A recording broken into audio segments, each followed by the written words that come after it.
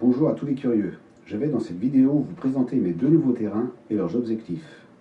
D'abord, je vous explique comment j'ai trouvé ces terrains. Le premier est le coup du hasard en discutant avec une personne qui m'a présenté le propriétaire. Il faut savoir que ce terrain se situe à 500 mètres de mon habitation. Pour le deuxième, j'ai utilisé la méthode vue sur ma ferme autonome, à savoir dans un premier temps rechercher le lieu des parcelles. Pour moi, la priorité était la distance entre chez moi et le terrain. Grâce au site Géoportail, il est facile de connaître le numéro et le type de parcelle recherchée. Une fois que j'ai sélectionné plusieurs parcelles, je transmets à ma mairie une lettre expliquant que pour chaque numéro, la mairie recherche le propriétaire et leur envoie un courrier en demandant s'ils sont intéressés pour me vendre leurs biens. Sur 10 courriers envoyés, j'ai reçu une réponse et elle était positive. Il ne m'en fallait pas plus. J'ai donc signé chez le notaire pour 2 terrains, l'un en septembre, l'autre en octobre, et le début des recherches était février dernier. Et le deuxième terrain se situe à 100 mètres du premier. Nous voici sur le premier terrain. Il fait 1800 mètres carrés.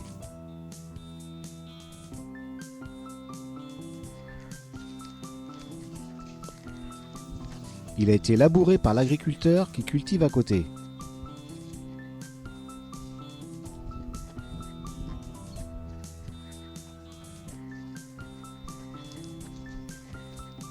Une clôture s'impose entre les deux.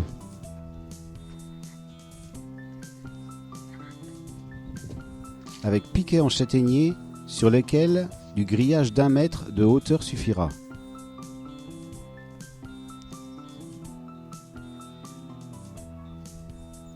Une cabane était là au moment de l'achat. Elle fait 4 mètres par 3.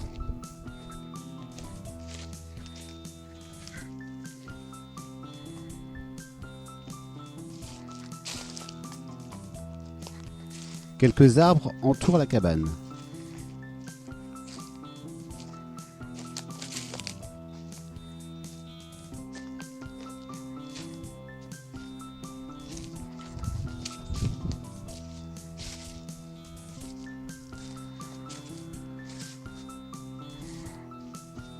Donc ici nous sommes sur le nouveau terrain dédié au potager et un grand verger que j'espère, avec pommiers, pêchers, poiriers, le long de la clôture des noisetiers et dans le fond des chênes, etc.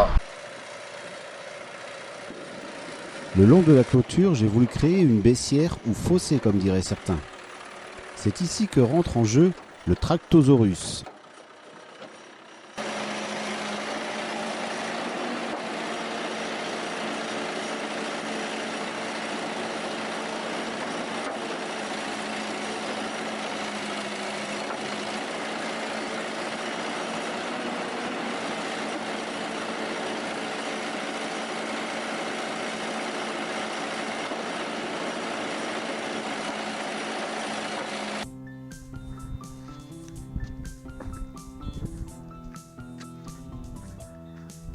Bien sûr, ça fait des dégâts, mais c'est plus efficace qu'avec une pelle.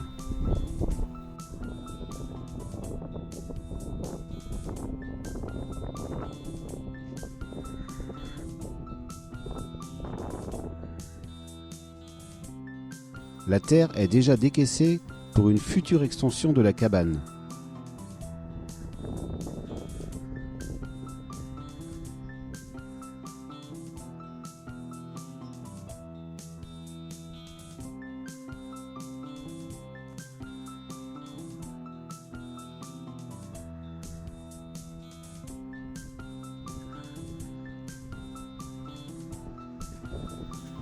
J'espère qu'en ruisselant, l'eau viendra remplir cette petite mare creusée jusqu'à 80 cm.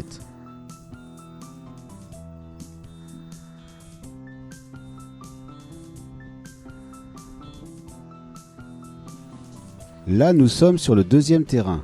Il fait un peu plus d'1 hectare. Et oui, c'est un bois. Qui dit bois dit chauffage. Plus besoin d'acheter du bois pour la cheminée. C'est ici que l'on peut nommer en permaculture la zone 5, c'est-à-dire une zone laissée sauvage. j'y viendrai que pour couper le bois dont les arbres menacent ou sont déjà tombés. Je me suis fait une allée qui ne sera que la seule, où j'accéderai à une grande mare cette fois-ci, qui est presque là naturellement. Mais il faut que je la creuse encore, mais à la pelle.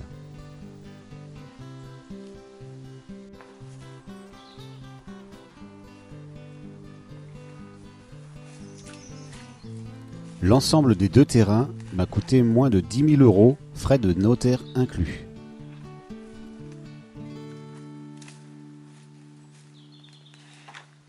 Il faut que j'explique comment j'ai délimité ce terrain situé entre un pré et une autre parcelle boisée.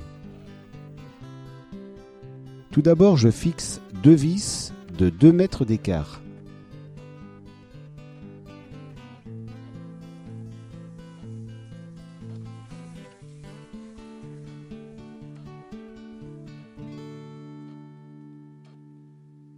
Avec un cordeau, j'enroule les longueurs de 2 mètres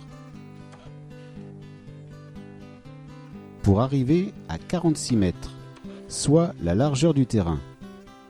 En partant du pré clôturé, je déroule le cordeau jusqu'à mes 46 mètres et j'obtiens un point de repère.